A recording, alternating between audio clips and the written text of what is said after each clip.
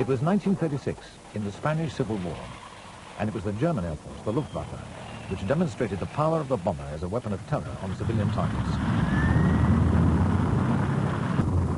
On August the 14th, 1936, the Luftwaffe launched a series of air raids that would change the face of warfare.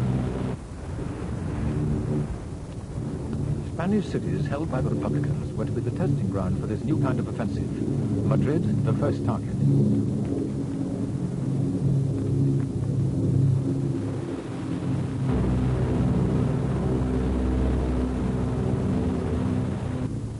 But the climax came 8 months later, with the destruction of the undefended town of Guernica. More than 1,500 people were killed in the bombing. The air raid sent shockwaves around the world. A devastating, and it seemed irresistible way of waging war had arrived.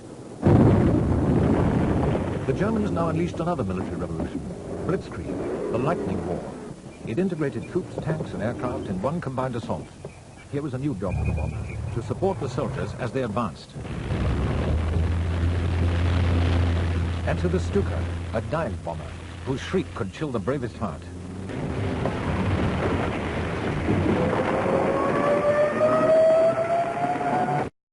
What he needed now was not an air force in support of the army, but one that could seek out and destroy key strategic targets in Britain.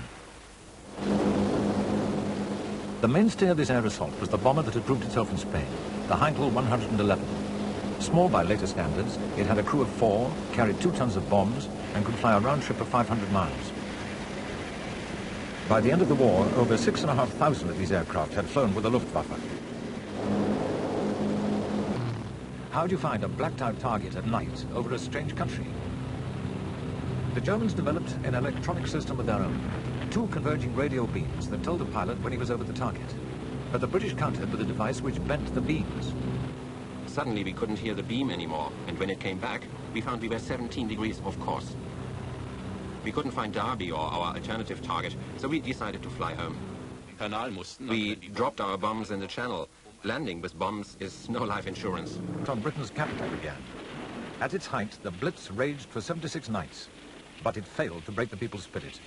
The bomber had suffered another setback, as American correspondent Quentin Reynolds told the world. From the clouds, hell was let loose. I saw the magnificent work of your grand firemen and ARP people. All honor to them. As the flames roared, Londoners set their teeth and took it on the chin. But it wasn't a knockout. It gave birth to a grim determination that the Germans should pay dearly for such destruction. Britain's only means of hitting back was to launch its own bomber offensive. The greatest advocate of this policy was Chief of the RAF's Bomber Command, Sir Arthur Harris. The Nazis entered this war under the rather childish delusion that they were going to bomb everybody else and nobody was going to bomb them. At Rotterdam, London, Warsaw, and half 100 other places, they put that rather naive theory into operation. They sowed the wind, and now they are going to reap the whirlwind.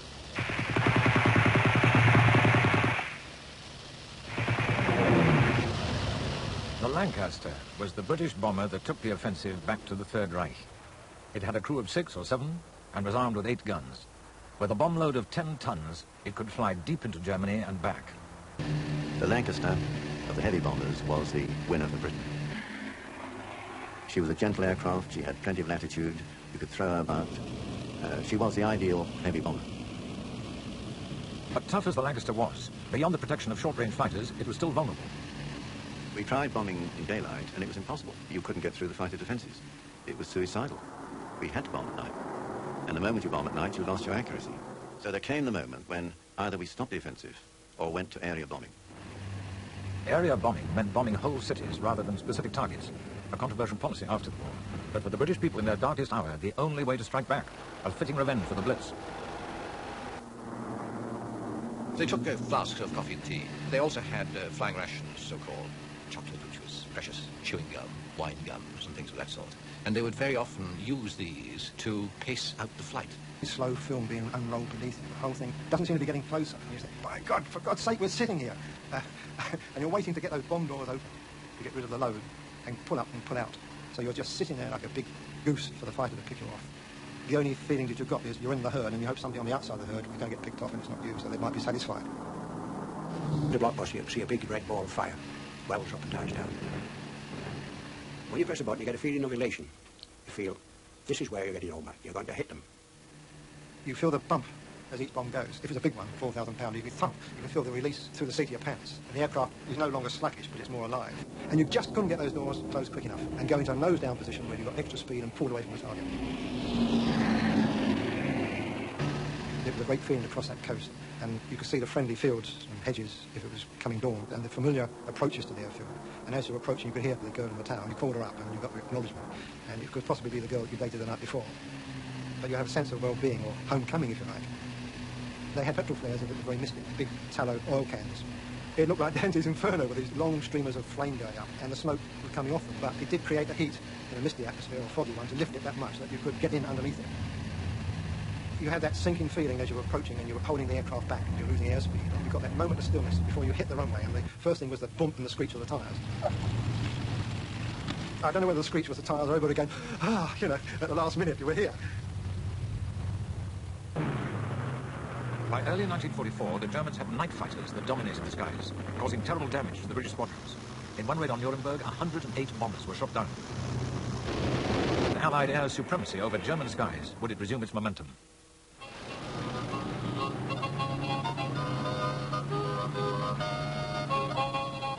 When America joined the war in Europe, it created new air forces to take part in the bomber offensive against Germany.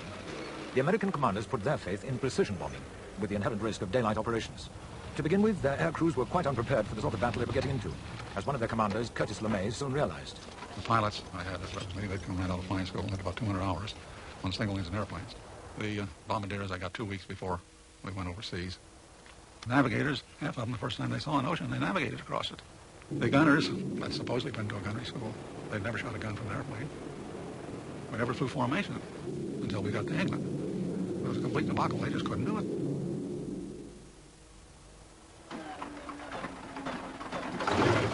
The B-17, the Flying Fortress, was the bomber the United States relied on to fly in daylight without fighter escort deep into the German heartland. The B-17 was a very strongly built airplane. It had the old DC-3 engine in it. It had 4 of them. That engine had been around a while, been pretty thoroughly tested. And, you know, you had to take a direct hit at it to knock it out, or cut a fuel line or something like that kind. We learned right off, for instance, and the Germans learned this quickly, that we could not fire straight forward because the top turret guns could not come down below level, and the belly guns couldn't shoot up. So the front was open. The Americans, like the Germans and British before them, suffered great casualties in daylight. But they endured their losses until finally the arrival of Allied long-range fighters brought them the protection they needed. All of the men on the air crews were volunteers. Nobody could be assigned flying duty. They had to volunteer first. Many of us might have changed our minds had we had better foresight and had anticipated the fighters. Some of the tougher raids like Berlin, Hamburg, and Munich. We never knew any of the crews. Because they were just planes going by in the morning on a mission. And we'd go outside the hangar, watch them go by. Once in a while, wait for one of the pilots to wait back. I know I was saying a prayer, and I'm pretty sure the rest of them were saying. They didn't say they were. But if you talk to them today, they would say, yes, we did. To protect his unescorted bombers, General Curtis LeMay introduced a new formation called the combat box. Aircraft were stacked and staggered in such a way that each bomber in the group was covered by the guns of every other one.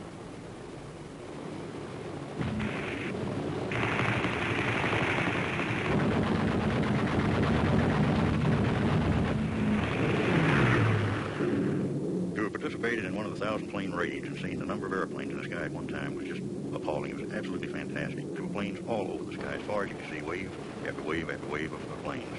The thing that, to some degree, I likened it to would be the movie The Birds. The inhabitants of the village looked up and the sky was black with birds. And I guess that's kind of what it looked like, literally a sky full of planes. The first time I'd seen one go down, and it spun off to the left. And the parachutes began to come out of it. 1, 2, 3. You're counting. You're trying to count to 9. And everybody's counting, but you don't realize you think you're the only guy counting. And as the parachutes came out, you count them off as safe, safe, safe. You have to pay an admission price every time you go over there. You're going in enemy territory to destroy some of his resources. Now, he's going to try to prevent you. You're going to have some losses. If you're going to pay an admission price, you better get something for it. You better hit the target. Now, if you miss the target and you have to go back again, the admission price is about double what you paid first time. And this is what happened to us a lot of times. 11,000 American bombers flew against the Germans. Almost half failed to return.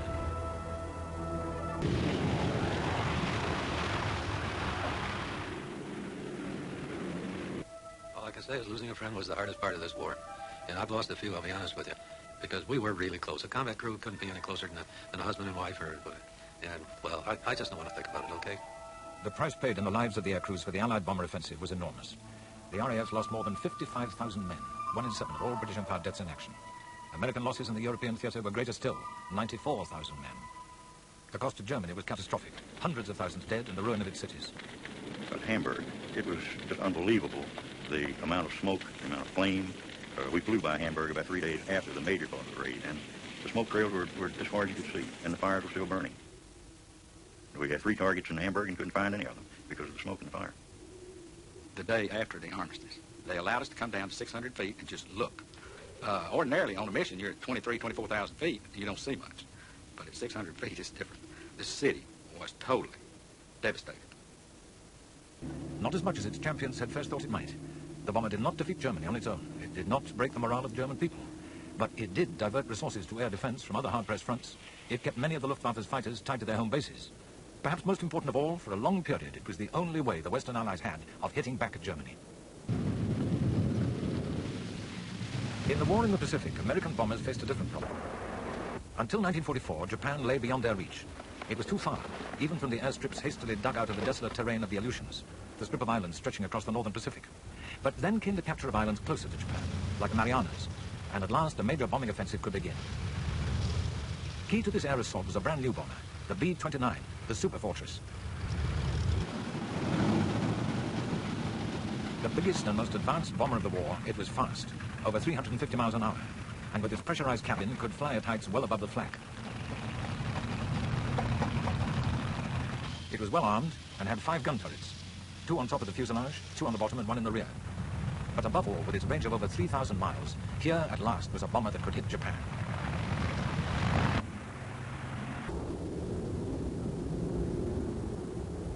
At the start of the offensive, the Super Fortress used the same tactics employed in Europe. They flew unescorted by fighters. But cloud cover, common over Japan, obscured their targets and limited the damage they could inflict. Once again, the losses were appalling. Each mission was losing 6% of its planes. Statistically, no aircrew could expect to survive a tour of 25 sorties. Then General LeMay arrived from Europe. He ordered a change of tactics. Now it would be incendiaries instead of high explosives, lower-level runs in place of high-altitude raids. Within months, the new policy had paid off. First Tokyo in a devastating firestorm, then other major Japanese cities were reduced to cinders and rubble. Soon the Super Fortress could roam at will across the Japanese skies, systematically destroying the country's industrial base. By mid-1945, strategic bombing had brought Japan to its knees.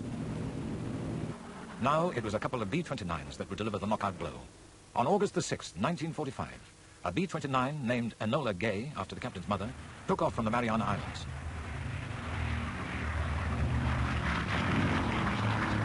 Its target, Hiroshima. Its mission, to drop an atomic bomb.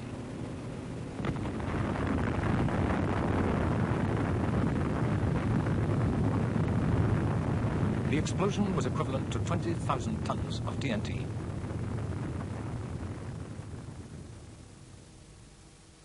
It destroyed the city's center, killing 78,000 people in its blast. 3 days later, a second atomic bomb was dropped on Nagasaki. It was the ultimate in terror bombing. 6 days later, Japan surrendered.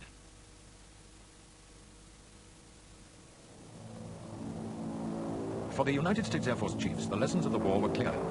Bombing worked, and they now had a monopoly of nuclear weapons. They also had another new bomber, one that could take off from America and reach targets a continent away. The B-36, a monster of an aeroplane with 6 piston and 4 jet engines. Inside the aircraft, there was comfort and space undreamed of by the air crews of World War II. Here was a unique opportunity. The air chiefs seized it. They set up an independent bomber force, SAC, the Strategic Air Command. General LeMay was put in charge of this new air force, whose job was to deter aggression with the threat of mass destruction.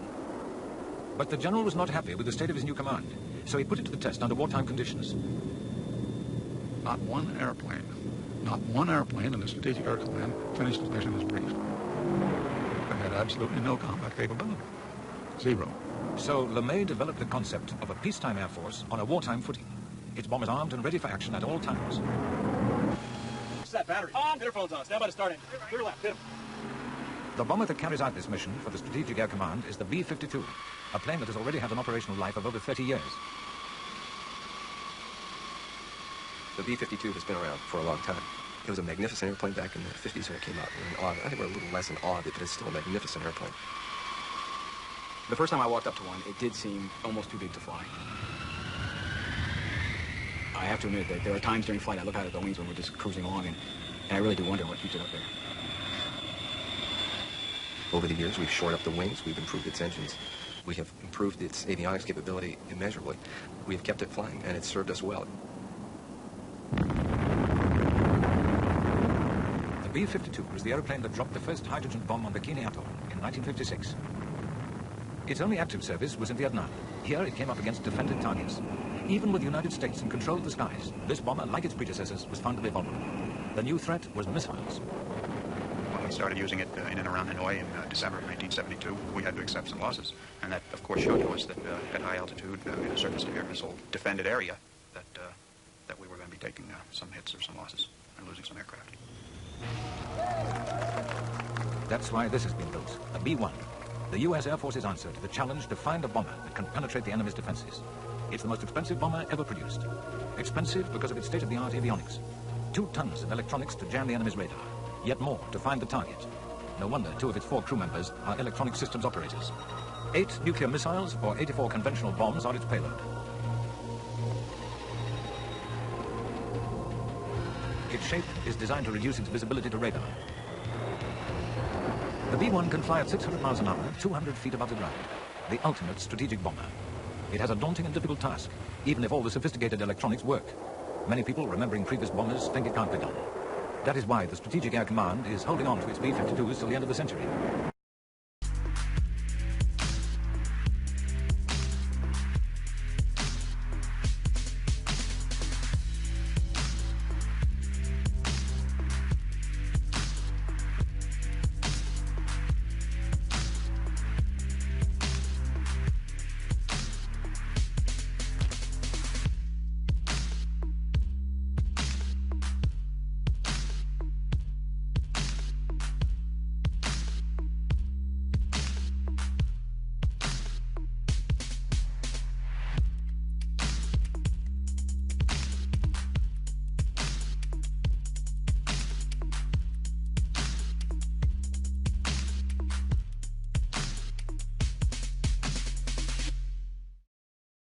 The bomber has changed the face of war. It has made every street and village a front line. It has wrought mass destruction on an unparalleled scale. It has not, despite the claims of its early champions, won wars on its own. But so awesome is its power, it remains a most formidable weapon to have on your side. 8 years after the Wright brothers first flew, an aeroplane dropped a bomb. Within 40 years, an aircraft could destroy a city. 3, 2, 1, flip away. Now, it can lay waste a country. This aircraft in history, it can carry 40 tons of conventional bombs or a 15-megaton nuclear device. It can circle the Earth. The supreme embodiment of air power, the strategic bomber.